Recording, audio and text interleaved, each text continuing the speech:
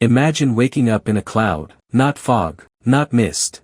A real, living cloud, thick, wet, cold. You open your door and see, nothing. The sky touches your window. Your street disappears. You haven't time traveled. You're in Mawsynram, India, the wettest place on planet Earth. Here, it rains so much that if you stood still for a few minutes, nature might try to drown you.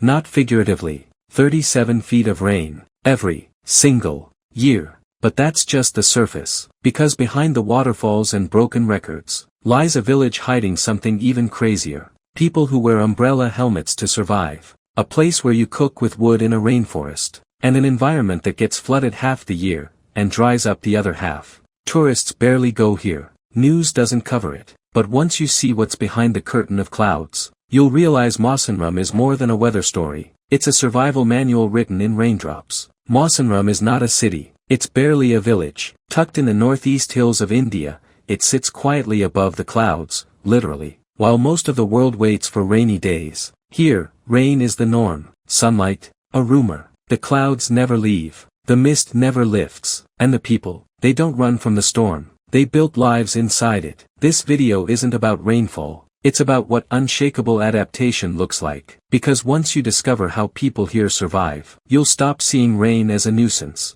And start seeing it as a culture.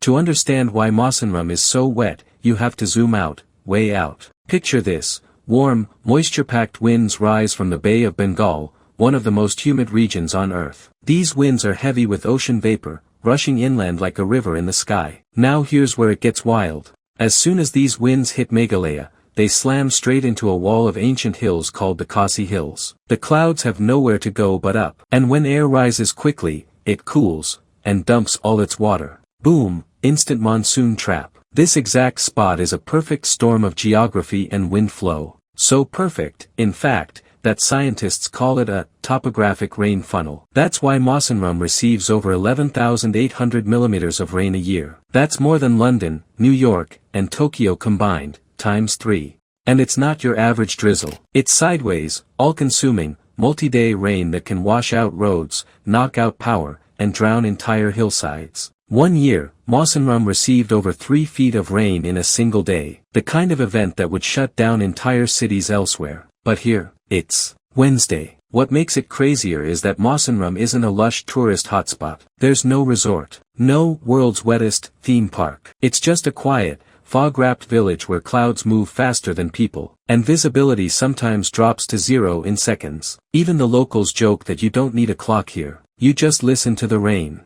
In most parts of the world, a rainy day is an event. Here in Mawsynram, it's a lifestyle. The locals don't check weather apps. They assume it's raining. If it stops for more than an hour, people step outside like something's wrong. But living here isn't just about owning an umbrella. It's about engineering your life around water. Take the nup, a bamboo umbrella you wear on your head. It's built like a giant turtle shell made of cane and palm leaves. Why? Because in a place where both your hands are needed, to farm, chop wood, carry baskets. A regular umbrella is a luxury you can't afford. These nups are handmade, waterproof, and light enough for kids to wear. They're part of the school uniform. And speaking of school, children in Mawsynram don't get rain days off. They line up in soggy courtyards during monsoon assemblies, their uniforms plastered to their skin, still singing the national anthem.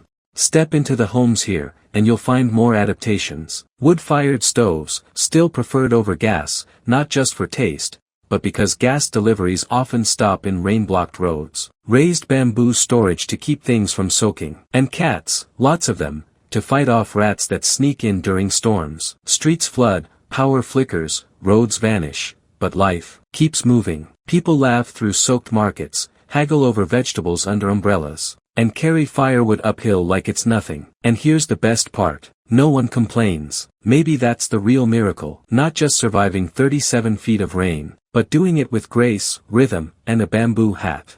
Mawsynram, the wettest place on Earth, still runs out of water. Every winter, after surviving months of relentless rain, families walk miles to collect drinking water. Why? Because all that water escapes, cascading down into Bangladesh, leaving the hills dry. No dams, no reservoirs, no water storage. It's not a nature problem, it's a neglect problem. And while places like Singapore capture every drop with precision, Mawsynram's rain just vanishes. But there's hope. The same hills that trap the clouds could trap the rain too. If we build systems that match nature's generosity, what makes it harder to accept? Singapore gets less than half the rain Mawsynram does. But they store it, clean it, reuse it. If they can do it with tech, why can't we do it with nature's biggest blessing?